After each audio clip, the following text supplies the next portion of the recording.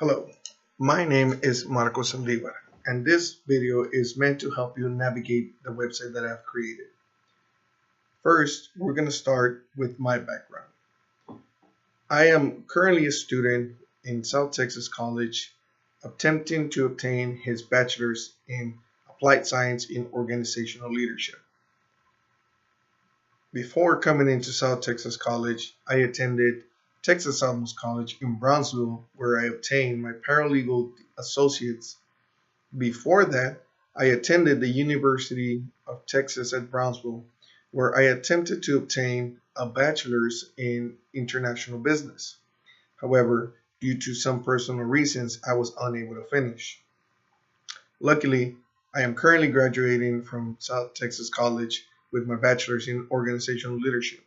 What I intend to do with that bachelor's is to apply for law school and hopefully become a lawyer sometime soon.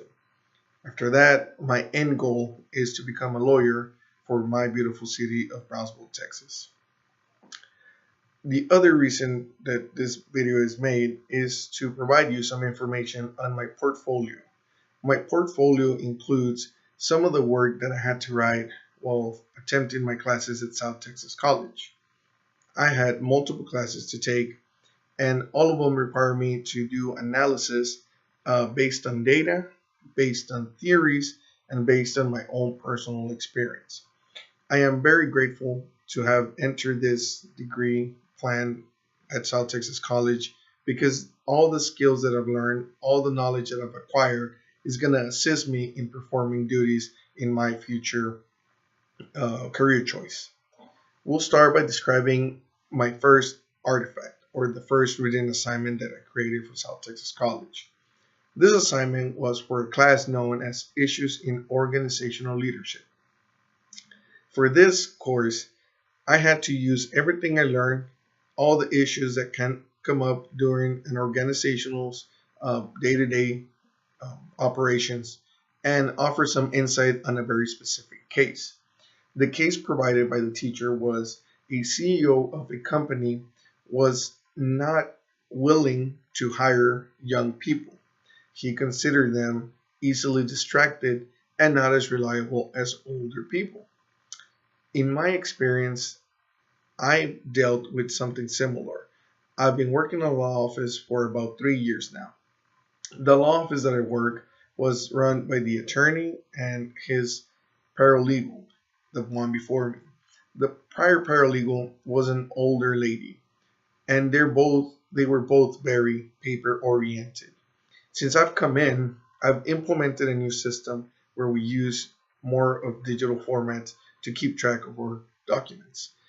We keep two copies. We keep the digital for easy access among everybody within our server, and we keep a paper copy for backup, just in case something were to happen to our computers. We still have a paper backup, but we do not rely on it as much. So you can see some of the issues that I brought up with the CEO's mentality, looking at artifact on the issues in organizational leadership. For my data-driven decision-making 1 class, I had to create a workbook to assist a company in creating more work, more connections. I decided to focus on the power of references and the power of customer feedback. I've worked retail prior to working in the law office, and one thing that we noticed that works very well is when people share their experiences with other people. Companies can spend a lot of money in advertisement, but it is somebody that they know that gives a good quality review of a place that's really going to get people to go. This does not only work for retail, this can also work for medical profession, doctors. When they see some patients, those patients go and tell their people that they had a good experience there, and those patients are more likely to come in. Same thing with attorneys. You can see more of what I wrote on the artifact for data-driven decision-making 1. For data-driven decision-making 2, I made an analysis of the potential harm of cigarettes based on analysis of 29 different brands, of which I showed their amount of chemicals within each brand. I, of course, used sources to provide backup to my claims that Certain chemicals are way more dangerous than others, and if people do decide to smoke, they should try to focus on the brands that have less chemicals to safeguard their own health. For my behavioral ethics and leadership, I had to provide my views on ethics.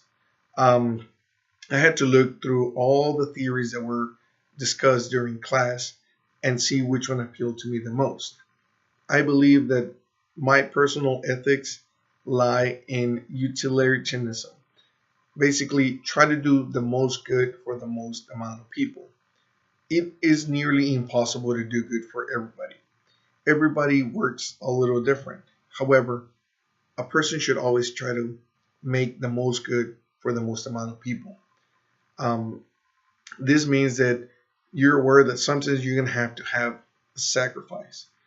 Sometimes you're going to have to make a decision that's going to make a small amount of people unhappy, but is going to make the rest happy. And there is no possible way for any one person to make everybody happy. On my behavioral ethics and leadership too, I was tasked with creating a personal statement. My mission, my goal with being a judge for my city of Brownsville is to help people who have been underrepresented in my area. There is a large amount of population in Brownsville that goes unrepresented, and sometimes they don't realize that they can have legal help. I want to be a beacon of light and justice for that underserved community in Brownsville. And that is what my personal mission statement is. For my management theory one course, I had to analyze the four functions of management and provide my take on how to implement them in an organization. That one brings explanation of the four functions. It brings my examples, and you can see more of that by clicking the article. For my management theory two, I propose a 3-year plan to improve a struggling organization. This one was hard. There are many companies that are struggling, and there are many that are not able to be salvaged. I decided to choose one of those companies. At this point, not many people may know MoviePass. MoviePass is a company that offers you a monthly subscription to attend the movies. They implemented their plan wrong. The plan in theory is very good. The way they implement it is not so good. The other problem they had is they did not try to work with others. They try to work against the industry, which meant the industry pushed back. And that is the reason that is nearly bankrupt. As a matter of fact, one time they have already ran out of money, so they had to shut down their operations for one day until they receive a loan to continue. I do not see this company continuing for the future. However, my proposed plan should at least be able to serve as a basis of what to do in case somebody decides to take another shot at this type of subscription system. For my organizational change, which was the last course that I took before creating this website, I was tasked with identifying a successful company and identify the reasons it's successful. The one I picked was Google. Everybody knows that Google is successful because of their advertisement. They know that they're also successful because of many other things that they're involved in, including Android, YouTube, and many other applications. The reason they're so successful is because nobody puts so much effort into employee happiness as Google does. Google has been voted the best place to work for multiple years since their inception. And the reason is they focus on their talent, they focus on retaining the best talent, and they focus on keeping their employees happy.